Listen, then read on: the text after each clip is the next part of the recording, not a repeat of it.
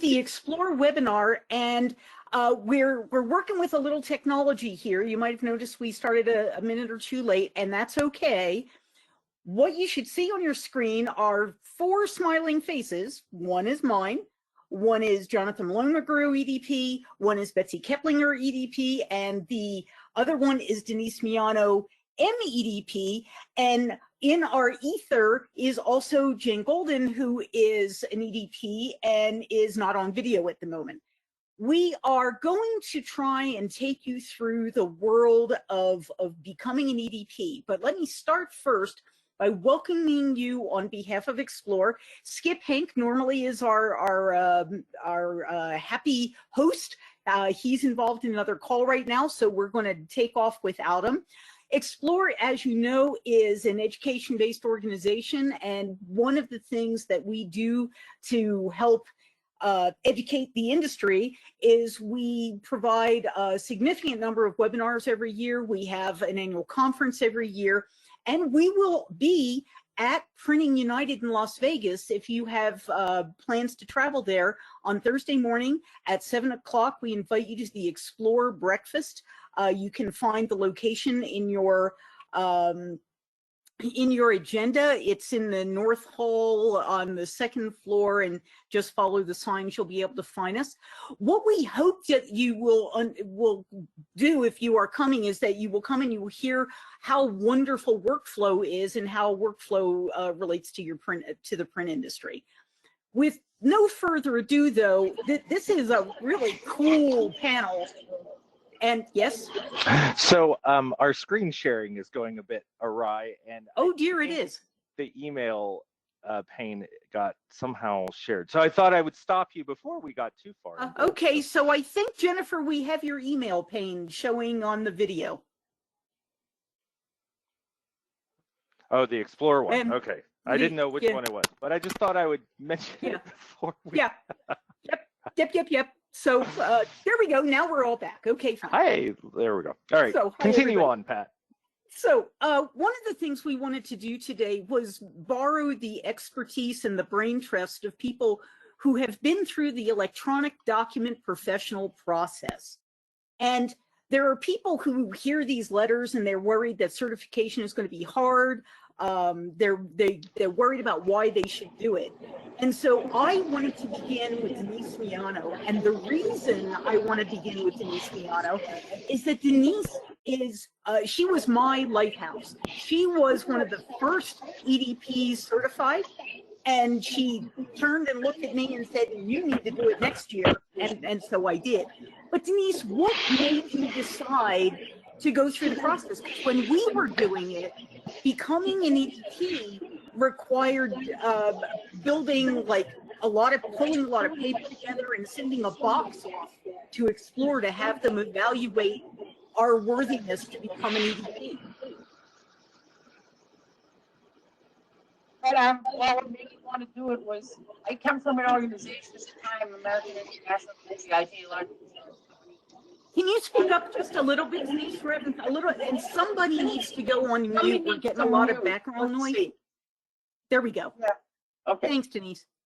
So, in the company I came from, which was an enterprise insurance organization, there wasn't as much of an appreciation for what went on and what we do in communications, although ultimately the final product of insurance is usually, at the time, was a printed document, right? Yeah. So I wanted to get that understanding within the organization and an appreciation for what we did to make the business's lives easier and get a certification. And so that's why I went after it. You're right, back then it was the Encyclopedia Britannica, and the organization has made it so much easier. Also, back then there weren't as good records, so you couldn't, you had to go back and find badges and all these other fun things that you might not have kept because EDP do, and you know what you had to do with them, right? So, that's why I did it. I did it also for myself because I really enjoyed the group that we were associated with and the level of knowledge of the group. It's one of the best learning organizations that I belong to. So that was the key focus. And then you didn't stop there, because we did our EDPs several decades ago, and but then there are some additional certifications you can get, and one of them is the Master EDP, and you're also a Master EDP. So you had to go through a whole other process to submit your credentials for that process as well. What made you decide to do that? I didn't decide to do that was just to, one of the areas that I specialize in is platforms, CCM platforms, and that means various things to various people. But that was my focus and my skill that I wanted people to be aware of as an opportunity within our organization. So to go after that and to be certified as a master in that particular category was very important to me, and got that done finally this year. Yay! That's great. So you. Yeah, well, there you go. Yeah, we kind of flipped back and forth on who did which first. So Denise kind of was one of our trailblazers in EDP, and what followed and what continues to follow year on year is people in our industry who recognize the value proposition of being recognized by their peers for their expertise, because that's what happens in your EDP process. What you're doing is providing information to the organization that's reviewed by your peers, who then take a look at it in terms of what projects you've worked on and who you've worked for, and the value that you've been able to bring to your organization. So Betsy, you've done this as well, and you come at the industry from a slightly different place. The roles that you've had have been slightly different, but you found value in EDP as well. Yes. I started my career in Cigna and ended up in software companies. And during that time frame, I met Xplor. And I don't know who talked me into it, but I did the Northeast region of Xplor. I was on the board and everything. And so I saw all these fabulous people, all of my friends getting the EDP, and I joined in as well. And it's led me down a winding road because I've worked a lot of different roles in software, but I'm now in customer experience and customer success, and I'm excited to be taking on a new role that takes all of that knowledge and pushes it up another level.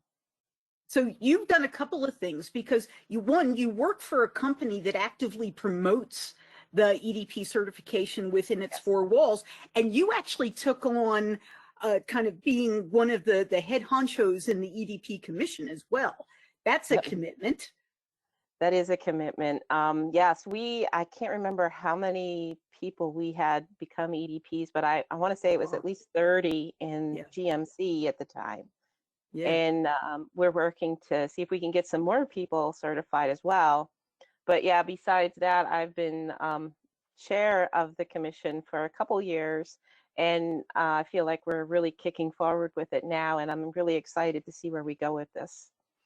And so the commission is part of the group that actually reviews the portfolios that come in that are submitted as part of the EDP certification process. So the members of the commission are people who actually live, eat, sleep, and breathe this industry. So you're being reviewed by people who truly you would consider peers with all sorts of different expertises. And the portfolios can be routed to the right people depending on whether you're more print-centric or CCM-centric, whatever your expertise is.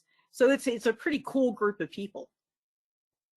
Yep. So Jonathan, so you are the youngest EDP, I believe, still, and you come to EDP, the EDP world, having kind of grown up in it. Well, that's one way to put it, yes. Since I watched you do yours and all the boxes it took to do that back in the 90s.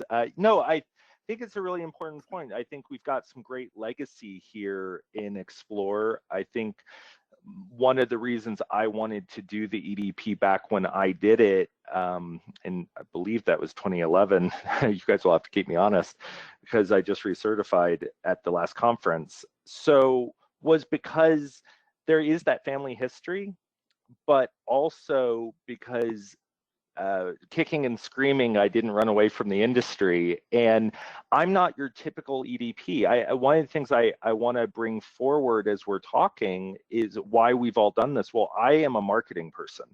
I have always wanted to be in marketing. I've always wanted to do advertising and trade shows and storytelling and customer success stories. I'm not your traditional running the print shop kind of area, or looking down into the way the finishing's working, but I market all of those things. And so I think it's really important for people out there in insurance companies and financial services companies and print service providers and you name it, packaging producers, all of these different companies that produce things that go through a print or digital delivery platform. I want you all to know that there's a spot for you here in Xplor, because I was one of the youngest EDPs, mostly because I felt like I would let someone else down who's moderating if I wasn't at EDP, but also because there's so many amazing people I've met in my life that have known me from the time I was little to the time that I've built my own career, but it's not a typical one. It's one in a marketing organization inside of a company that's driving the things that Xplor helps deal with and helps gives us knowledge about. And I'm not sure that everybody would know that outside looking in. It's a good point. And so, Jen, you're not on video, but we definitely want to hear your voice, because you came to EDP through, again, one more different route. Sure. Thanks, Pat. Can you guys hear me? Just want to absolutely make sure before I... Okay, perfect. Yeah, I had to call in. I won't go into my whole technological sorry saga, but that's why I'm not on video.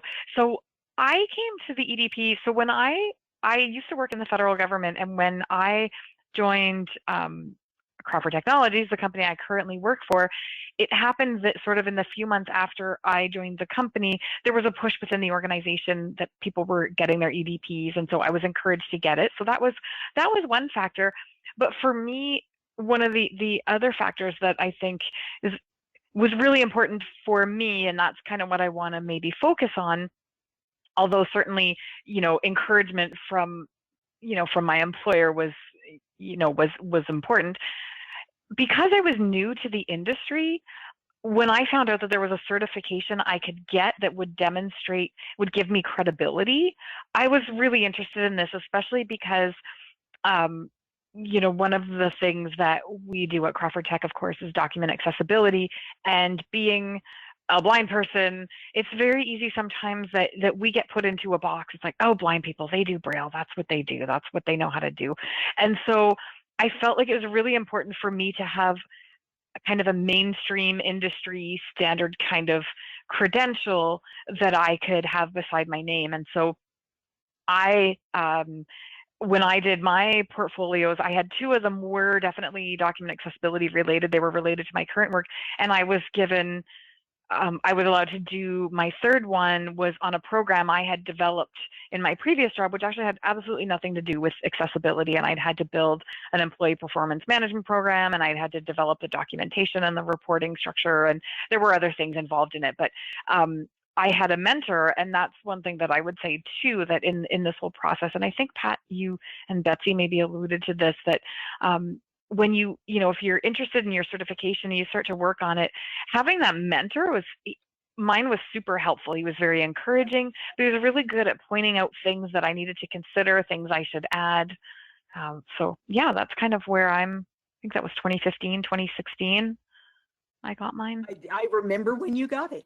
So one of the interesting things is that, so what you've heard now is a number of stories about how we all got here. I mean, I got to my EDP by having Denise look at me and say, hi, you need to go do this. At the time, I was the president of a software company in the industry, and had already built up a fair amount of experience, and so putting together my portfolio was a challenge of trying to figure out what to put into it. But you come to it from a lot of different directions, and that means that it has a lot of value for you and your organization as you take that certification back into it.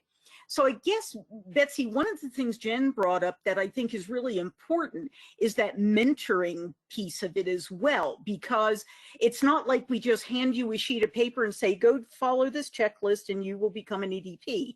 There's a mentorship capability. We have the ability to put you with someone, and we have then we also have people who are evaluating your portfolio, and if they find that it's missing something, they'll work with you to help you get to the point where you can articulate your experience in a way that the team will find valuable in terms of granting your EDP certification. Yep, that's a key to this, because a lot of people think that, oh, I don't know how to put this together. I don't know how I'm going to get these work examples. I don't know how I'm going to make this work. And I tend to tell people, get your application in, just get that in, and don't worry about the work examples so much at the beginning, because we'll assign you a mentor to work with you. Have an idea of what you're going to do, but we'll give you somebody to help you identify it and help you refine it, so that when you put it in, you have that success right there out of the gate. We don't want to see you fail. Nobody here wants to see you fail. We want to see everybody win. So, Betsy, the EDP program's been around for a while.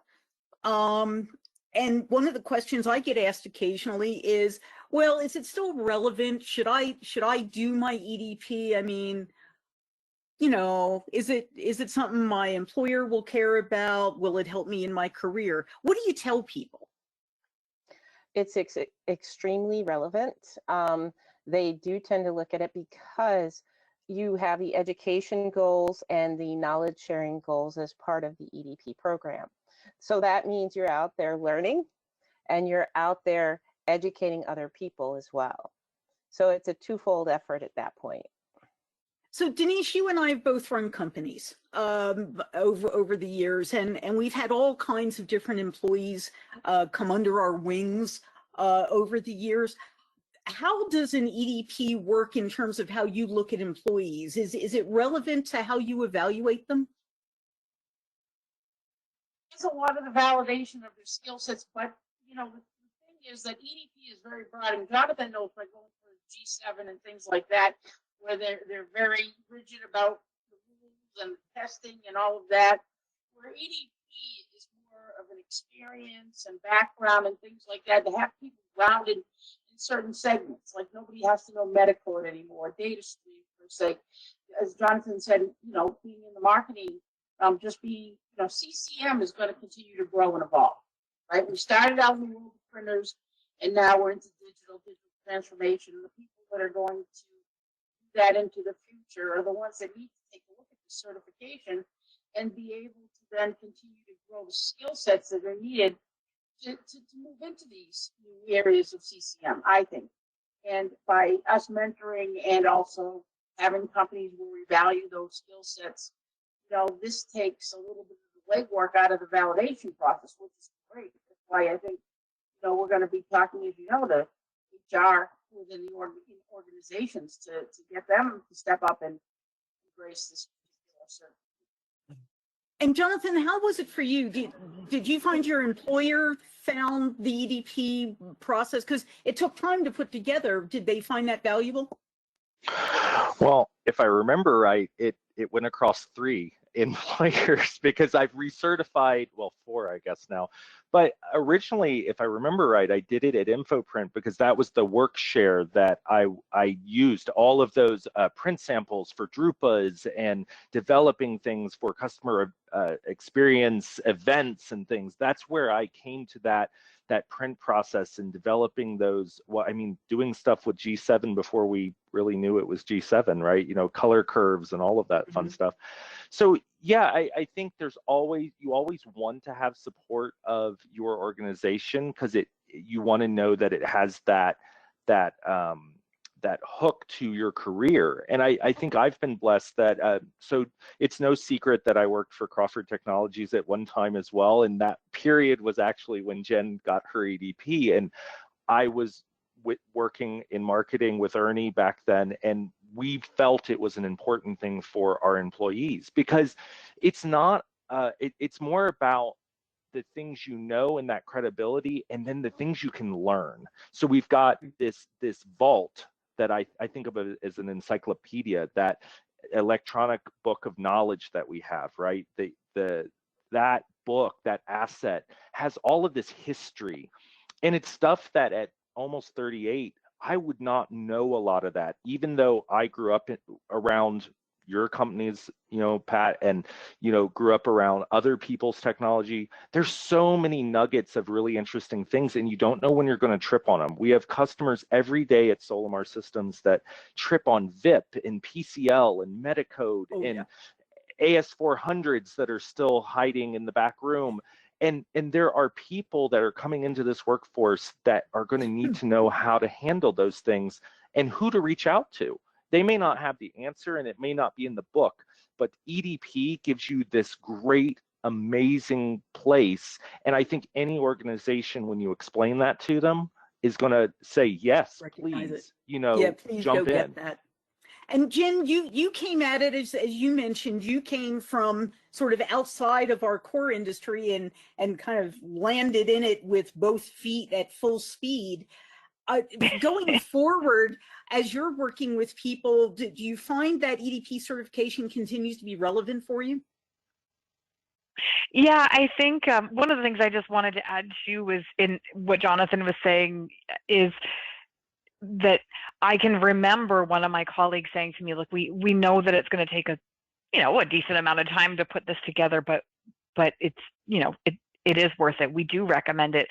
And yeah, I find that because there's always more to learn, but there's just this, I think, I mentioned this and Pat or Jonathan, I think somebody else kind of touched on it, but just that credibility, that sense that, okay, this person probably has a bigger picture understanding. They might have done their work examples on, these three very specific things, but then, in the last several years as I've continued, as I've remained in this industry, it's like, yeah, I have added to my knowledge. And then I, because of the recertifying aspect of it, it's like, well, you do want to keep it up. Like, why would you do the work? You do the work initially. Of course, you want to kind of keep it up and recertify, and then eventually get your MEDP. So I just find it, especially I think because I do have several colleagues. I have a number of colleagues who have their EDP as well. So it's definitely kind of still in the forefront of the conversation. And it changes, right? As the industry changes, we recognize that what people are going to do their work samples on, for example,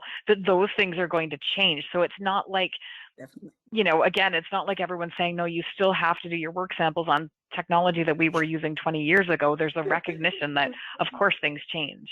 There's not a Metacode test that we do now. And for those of you who don't know what Metacode is, that was one of the original Xerox print data streams that was based on Octal. And it was just more fun than you can possibly imagine to work with. But today I we need don't to see go a get lot my of it. book of knowledge. Hold on one second. Yeah, there you go. It's in the book of knowledge. There will be a quiz. There will be. So Betsy, look, Bill, we've talked around the idea that part of the process of becoming a certified EDP is that you're building a portfolio that you submit to a group of people to review. And what do I have to do? What are the basic steps that go into that? I know you've written blogs and stuff on this and checklists on it. What's there? Oh, well, the first thing is to go look at that matrix and see where you fit into that matrix. That's one of the pieces. But then, and where do I find that matrix? That is out on xplor.org.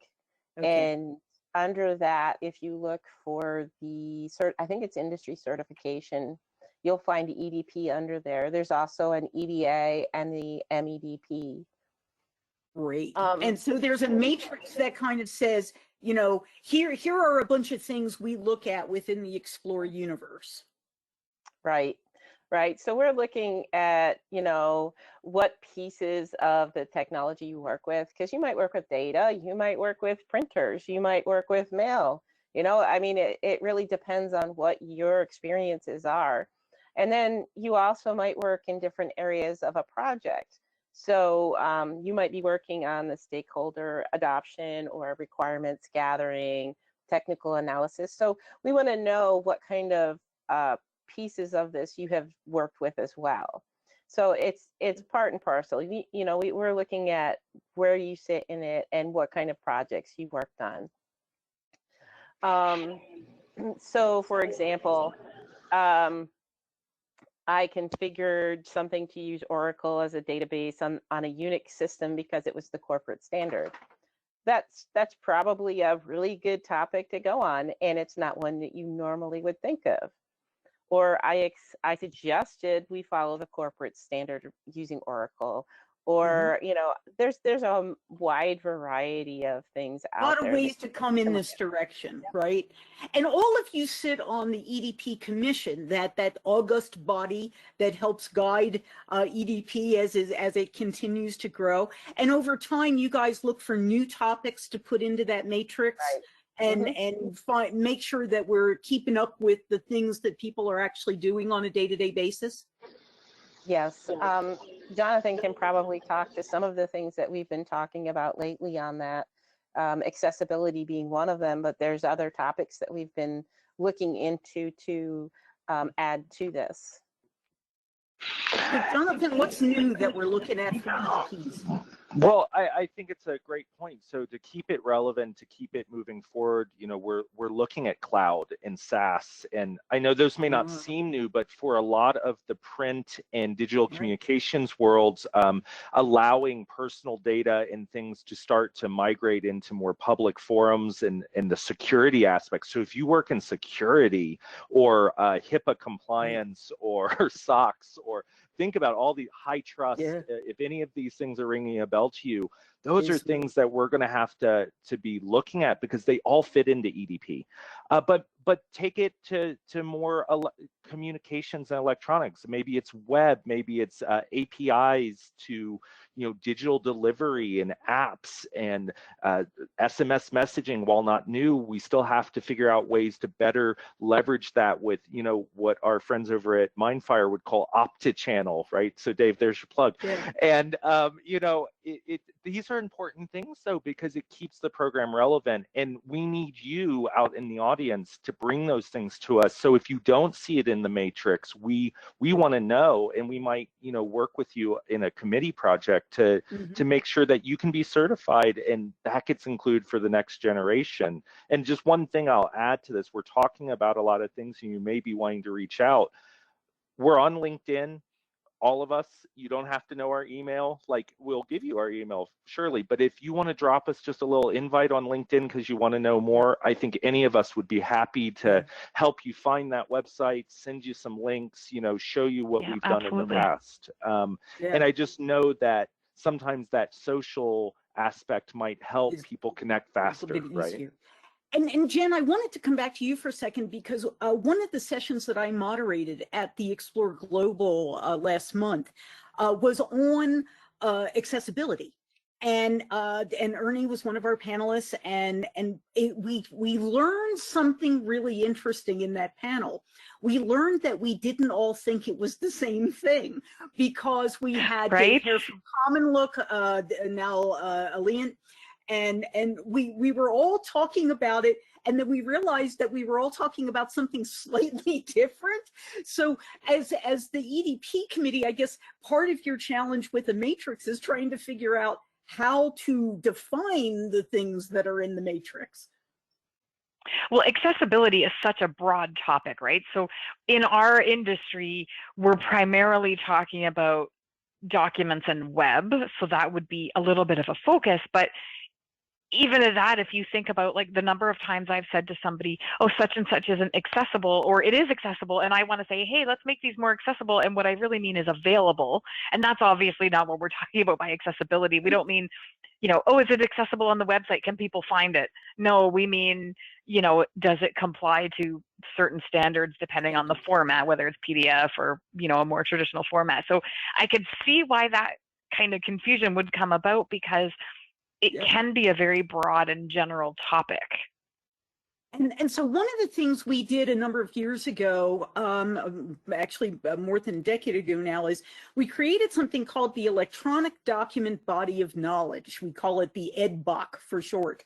And the EDBOK, we originally did, we asked a lot of EDPs to help us write it. And we created sections, and all sorts of people in the industry were involved in it and helped us define the table of contents. We created it, and as Jonathan, I think, mentioned, from a legacy perspective, if you are new to the industry and people are throwing words and ideas at you that make no sense to you whatsoever, the EdBox can be a really good tool because it is a snapshot of our industry technology at a point in time. So Jen, you're right now helping us do something we probably should have done a little while ago. And we're actually we have a soft PDF version of it. And you can buy the hard copy and the soft copy off of Amazon, but you're actually helping us get that made accessible so that it would be readable by screen readers and the things that are assistive technologies. Yes. And so I think that'll be a good advantage for us as well. And we'll make that available as well. We'll actually replace the one that's up in Kindle right now. We'll try and make that swap out once we have it. But we're also doing something else as a group where we're trying to create the next generation of EdBox. And instead of going the create a book on paper route, what we're actually going to do is create a wiki to help us update all of our terminology and create a landing slot for people who are trying to fill in the knowledge they need to be better participants in our industry. So Betsy, that's a commission initiative, basically. Yes, I think Steve Thorpe, who I work with, took on reviewing the EdBox, which was a challenge. And he and you actually came up with an idea moving forward, and we're acting on it now, which is excellent. Yeah, we're going to wiki it. So this ought to be a lot of fun. So stand by if you're coming into our community. If you're new to our community, stand by. We're working on creating even more updated education. All right. So building your portfolio, there are mentors available, there are checklists and guidelines available. But what if I don't think I qualify? What if I'm kind of looking at my experience and I'm saying, ooh, I came from a different industry, or I'm kind of new to the industry. What's my next step? Anybody? Jonathan. I think I struggled with this because I started at InfoPrint in 2008 and I didn't do it till 11, right? So I think I can really speak to this and I was in my 20s then, so let's leave that alone. But I think, well, Denise, you and I can slap him next time we see him. That's okay? Fine. But you see, but I think we heard this from one of our recent EDP certifiers too. It feels like you need to have everything in order and you don't. So we have a number of different things that you can do to get started. The first is get involved with Xplor. So see if you can get a membership through your company and they'll do that. So that's number one. We've got great content. We've got the 2020 virtual user conference that we did that was all recorded. There's some amazing presentations there. You'll start to get a flavor of what people are talking about, from printing to customer experience and through all sorts of other CCM type of topics. Then look at those pages that Betsy was talking about. Just look at the EDP program. We have a great electronic document associate certification that requires a lot less of experience. It's a one-time certification, but it'll get you on your way to your EDP. And I guarantee you, if you are attending educational conferences and you're working in our field in any way, you're going to be able to leverage that EDA, and it's going to give you that credibility and that confidence to keep moving forward down the program. So I would say, get involved like with anything, and then try for the EDA. And we still, Betsy, I believe as you do your EDA, we still provide you help, and this group will be there for you to help mentor and make sure you get through the EDA process. So that can be the footsteps. But then coming in 2023, so we have this wiki, that's a building block and a foundation to courses we want to be able to develop so that you, like a G7, like a PMP, you can start to, through online learning, go through these modules that you select, and you can put them all together as you pass each little quiz. And that will be the next generation, is our hope, of the EDP program, right? So what's better than that? Is great. So one of the interesting things as we're going through it is I realized that If you're one of our listeners, you may have questions. And if you're on the live broadcast and you have questions, if you see a question box or a chat box, you can put questions in there. We're happy to address them while we're talking. If you are listening to one of the recorded versions of this webinar, please reach out to us. You can send notes to any of you, can DM us on LinkedIn. We will always be happy to respond to you and get back to you. There's just any number of ways to get back in touch with us and get more information. So while we're on the topic of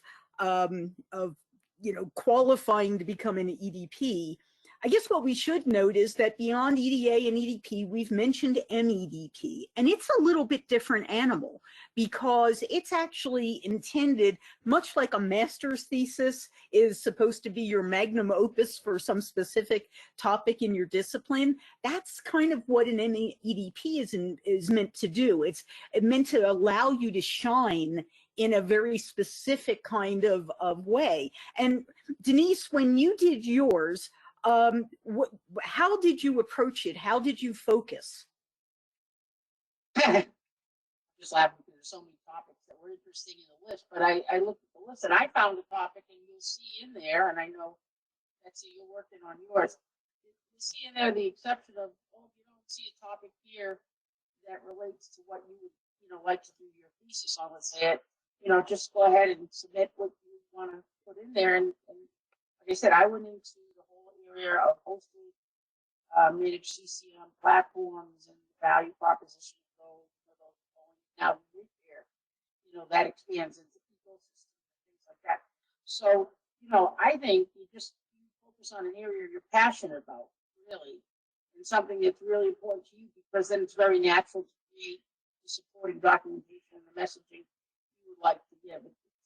It's kind of, I hate to use the word, but it's cathartic a little bit in the sense that, you're putting down on paper some of the things that really mean something to you in this industry, and that's to be shared. The other cool thing about what Jonathan said about the wiki, I like it because it's going to be evergreen. I love the term evergreen. It means, basically it's going to continue to grow and expand on topics of interest based on our space that weren't in existence 5 years ago. And the other thing is collaborative. So I think we have great room there. It's going to be an adventure. We'll be herding cats here for a while. But the first thing we're going to load in the wiki is the EDBOC. So we're going to kind of make sure that all gets loaded first. So Betsy, Denise says you're working on your MEDP. Yep, I'm trying to get things together for it so I can get it submitted. And it's going to be interesting to pick my topic because I have to look at some of the stuff that I've been, that is given to you as part of this, and referral letters and things like that. So it's definitely a little bit of a challenge to get things together.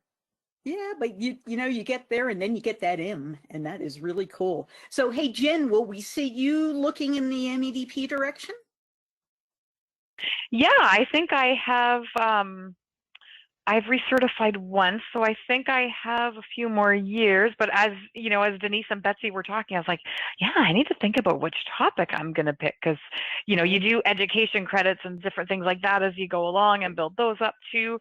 But yeah, I'm glad I've got a bit of time to figure out what I want to focus on. And Jonathan, we know that you will.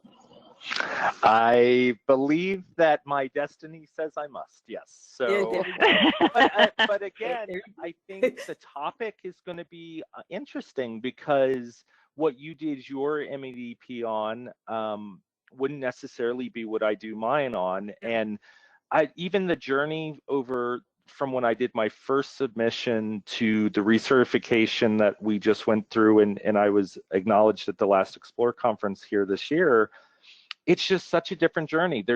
I've worked on such different things that I almost see the MEDP as an opportunity to share with the EDP community something insightful, something that could help other people too from that submission. So I think that's the thing is I think the topics are important to think about, and each one of us who comes at it will have such value to bring to the community.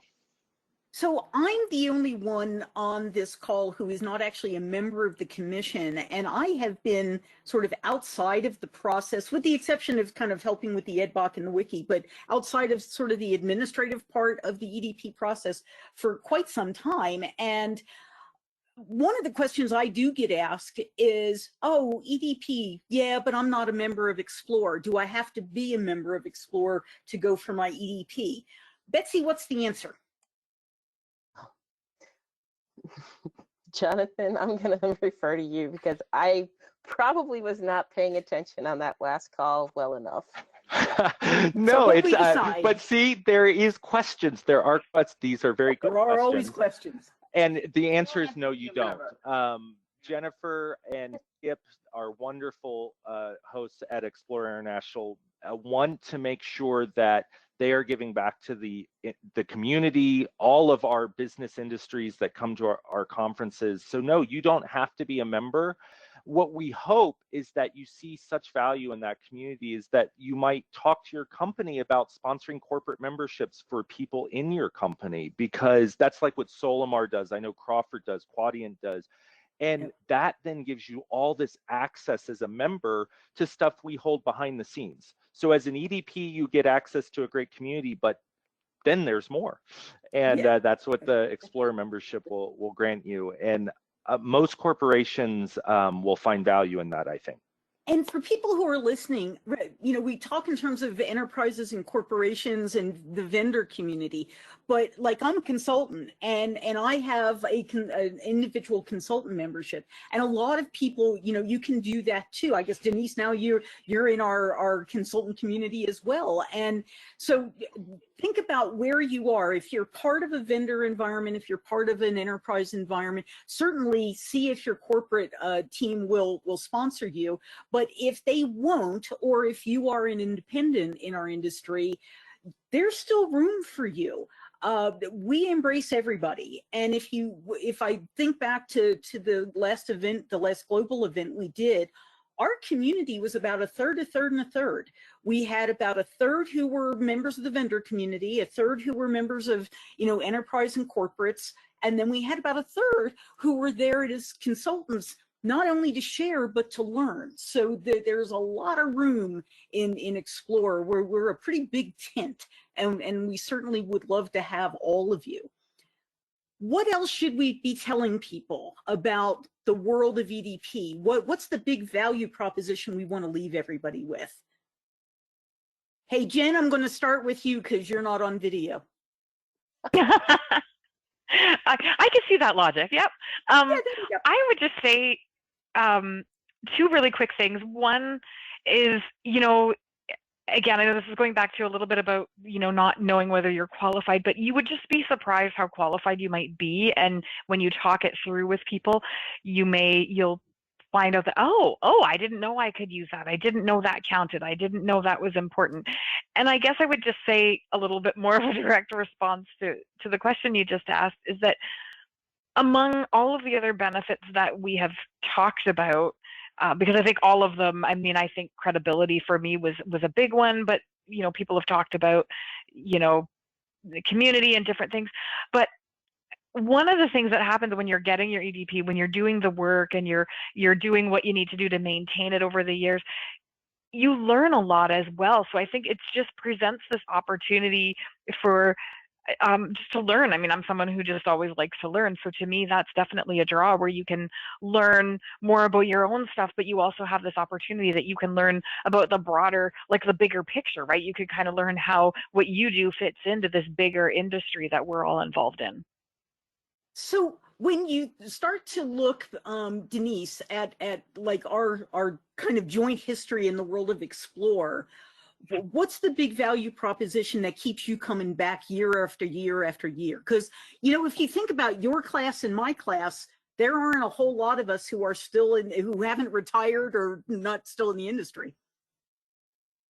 The community. I think we talked about, you don't have to be a member of Xplor to get the certification, which is cool because it's a validation of your skills, not a private club, right? So I like that. But then, as Jonathan shared so eloquently, that when you get into the community and really learn from people. I mean, this year going and seeing everybody, I had a great time. Exchanging stories. You can't talk to your husband about, things in CCM because it just isn't, the New York Rangers, let's put it that way, or the Yankees. But it really is all about the community and the sharing and learning. And there's not many organizations out there that have such an intense philosophy around that. And that's what keeps me coming back. That's cool. Betsy, what keeps you coming back? I think a lot of it has to do with the community. I know, and this is so weird for me because when I started, it was such a huge community. And, now I'm looking at it and I still see people that I worked with years ago still working. And it's pretty amazing that we're all still here. We're all still working.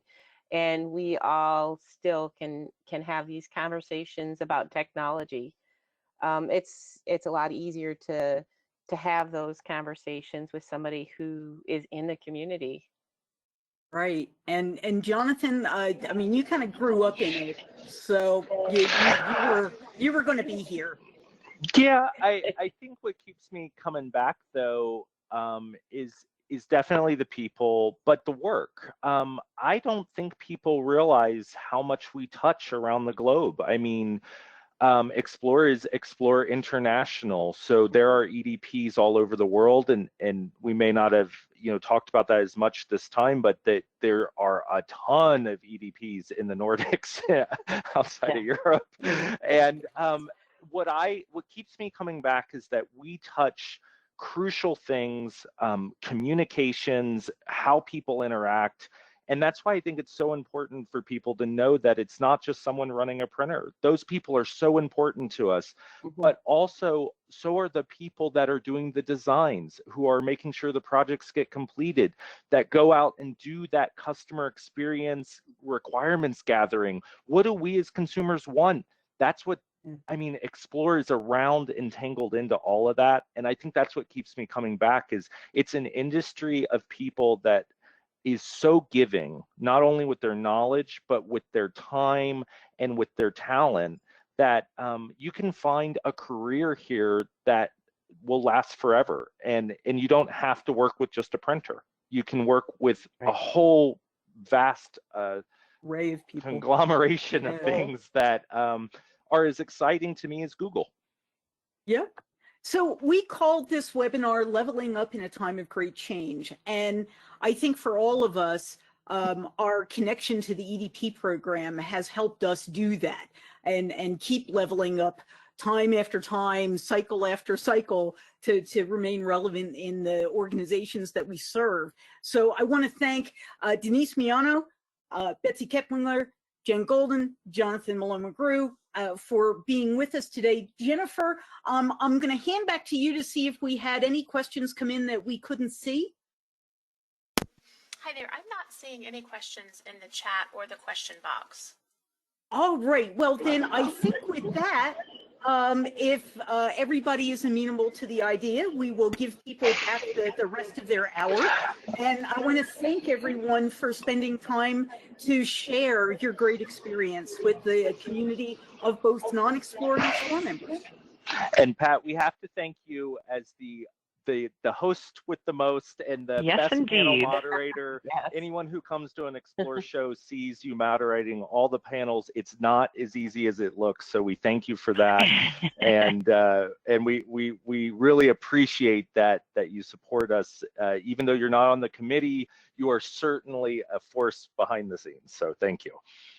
Lovely. So Jennifer, we'll let you close it down. We want to thank everybody for coming, and please look in on xplor.org whenever you have a moment. There is always good new stuff up there.